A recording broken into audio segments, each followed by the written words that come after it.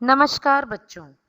आज की इस वीडियो में हम कक्षा 8 की हिंदी पाठ्य पुस्तक वसंत भाग 3 में संकलित कविता कबीर की साखियां का अध्ययन करेंगे, जिसके कवि कबीरदास जी हैं। अपनी पहली साखी में कबीरदास जी लिखते हैं, जात न पूछो साध की, पूछ लीजिए ज्ञान, मोल करो तलवार का, पड़ा रहन दो म्यान। यहाँ जात शब्द का अर्थ है धर्म, साध यानी कोई भी विद्वान व्यक्ति, ज्ञान यानी जानकारी, मोल अर्थात कीमत, तरवार यानी तलवार और म्यान यानी तलवार को रखने का कोष जिसमें तलवार को रखा जाता है। इन पंक्तियों में कबीरदास जी कहते हैं कि हमें साधु से कभी यह नहीं पूछना चाहिए कि वह किस जाति का है। हमें हमेशा उसके ज्ञान के बारे में जानना चाहिए। वास्तव में साधु की पहचान उसके ज्ञान से होती है। कबीरदास जी ने एक तलवार का उदाहरण लेते हुए हमें यह समझाने का प्रयास किया है कि हमें तलवार की कीमत जाननी चाहिए, न कि उसके म्यान की, क्योंकि युद्ध के समय में केवल तलवार ही काम आती है, उसके म्यान का प्रयोग नहीं किया जाता। इसी प्रकार हमें साधु के ज्ञान की पहचान करनी चाहिए, क्योंकि ज्ञान से ही ईश्वर प्राप्त हो सकता है। अगली साखी में कबीरदास जी लिखते हैं, आवत गारी एक है, उलटत होई अनेक, कह कबीर नहीं उलटिए, वही एक की एक। गारी शब्द का अर्थ है अपशब्द यानी गाली गलौज, उलटत यानी बदले में और उलटिए यानी जवाब देना।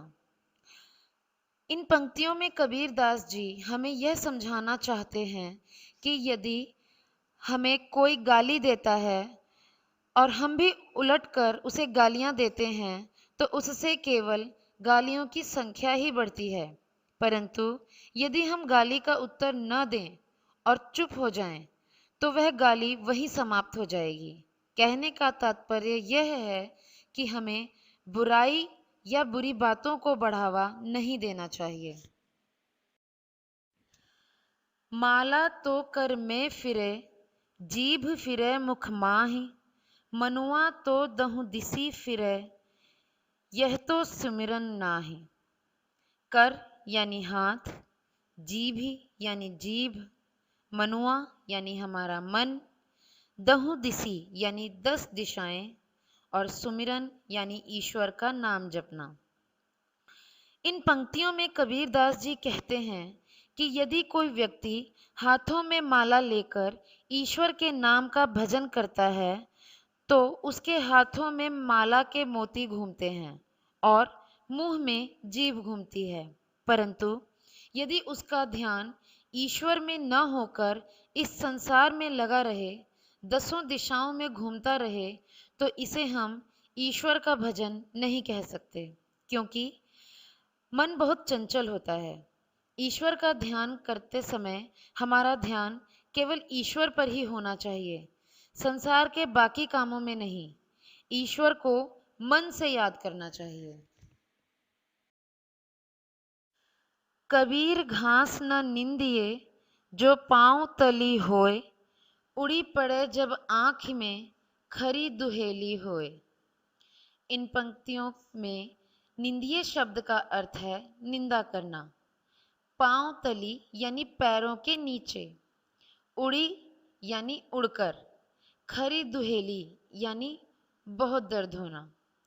इन पंक्तियों में कबीरदास जी कहते हैं कि हमें कभी भी घास की निंदा नहीं करनी चाहिए जो हमेशा हमारे पैरों के नीचे दबी रहती है। कहने का भाव यह है कि हमें किसी गरीब या कमज़ोर की निंदा नहीं करनी चाहिए। जब कभी घास की का तिनका उड़कर आंख में पड़ जाता है तो वह बहुत कष्ट और पीड़ा देता है। इसी प्रकार गरीब या दबा हुआ व्यक्ति जब जागृत होता है तो वह स्वयं को कष्ट पहुंचाने वाले व्यक्ति को उससे भी अधिक कष्ट देता है, यानी उससे बदला लेने का प्रयास करता है। अपनी आखिरी साखी में कबीर दास जी लिखते हैं, जग में बैरी कोई नहीं, जो मन शीतल होए, या आपा को डार दे, दया करे सब कोय। यहाँ बैरी शब्द का अर्थ है शत्रु यानी दुश्मन, शीतल यानी पवित्र या शांत, आपा यानी अहंकार। इन पंक्तियों में कबीर दास जी कहते हैं कि जिस व्यक्ति का मन शांत और निर्मल होता है, उसका संसार में कोई शत्रु नहीं होता। इसलिए मनुष्य को हम अपने अहंकार को त्याग देना चाहिए, क्योंकि अहंकार को त्याग देने वाले मनुष्य के मन में छल कपट नहीं रहता, उसका हृदय पवित्र होता है। जब वह दूसरों के प्रति दया भाव रखने लगता है, फिर उसका कोई शत्रु नहीं बनता, सब उसके मित्र बन जाते हैं। आशा करती हूँ कि आपको इस पाठ की सभी पंक्तियों का भाव समझ में आ गया होगा और आप इस पाठ में पूछे गए प्रश्नों के उत्तर भली भांति लिख पाएंगे। धन्यवाद।